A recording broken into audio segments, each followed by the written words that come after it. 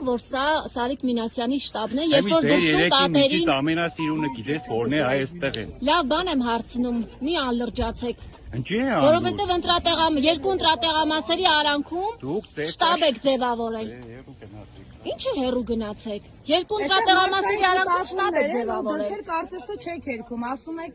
ասում եք, որ սա շտաբ է, ինչու պաստառներ չկան, հարգելիս։ Ինչ պաստառ։ Որոնք որ ներսում են կպցված։ Նախընտրական շտաբը սովորաբար դրսում պաստառ են։ Եթե դուք ներսում եք կողմնորոշիչ պաստառ, դա նշանակում է շտաբ չէ, պարզապես մարդկանց այստեղ հավաքում եք, որպեսզի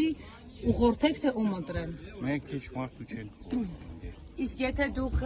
հարևանն եք կամ հարազատն եք, ամընկերն եք Սարիկ Մինասյանի, Թաղից ենք, նույն թաղից ենք։